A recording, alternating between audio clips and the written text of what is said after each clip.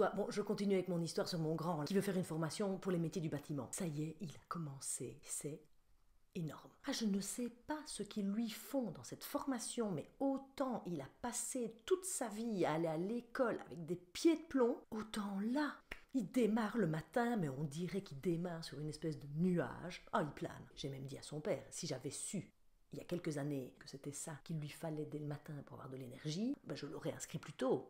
Non mais parce qu'en plus maintenant il raconte. Non mais parce qu'avant, vous savez, quand il rentrait de l'école, enfin je veux dire, il ne s'exprimait que par borborigme. Moi j'avais beau demander ça a été.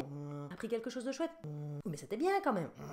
Là, il parle non-stop. Ah, le soir à table, nous avons un animateur de talk show qui nous raconte toutes les anecdotes de la journée. Il parle de son travail en équipe, en plus il est tout le temps en extérieur. Ah ben je peux vous dire que lui, dehors, avec un bloc de béton dans les mains, ben, c'est Jim Kelly qui nous fait Singing in the Rain. Enfin, je dis Jim Kelly quand je vois tout ce qu'il nous raconte sur les technologies, qui sont beaucoup plus écologiques, sur les nouveaux moyens, etc.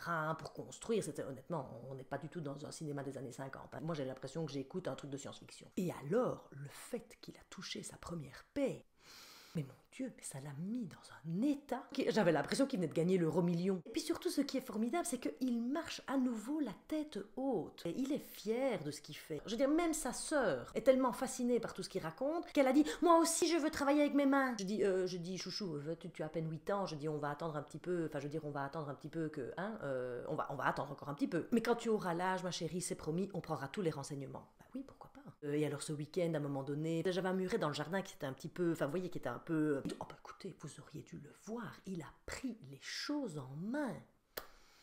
Mais formidable.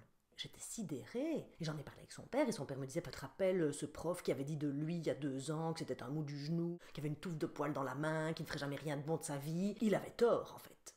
Évidemment qu'il avait tort, évidemment qu'il avait tort. Moi, je le savais déjà qu'il avait tort, ce crétin de prof, mais bon. Et ben je dis, ben oui, mais je dis, mais il n'y a pas de secret. Enfin, je veux dire, si on fait quelque chose qui nous anime, si on fait quelque chose qui nous plaît, et ben ça rend heureux. Et même si ça ne correspond pas exactement à ce on avait imaginé. Il suffit juste de l'accompagner et de l'encourager à trouver ce qui est juste pour lui. Ben, en tout cas, moi, en tant que maman, écoutez, moi si c'est pour que je vois mon enfant épanoui comme ça, ben c'est bien simple. Je prends mon stylo et je peux vous dire que je signe à 4 mains.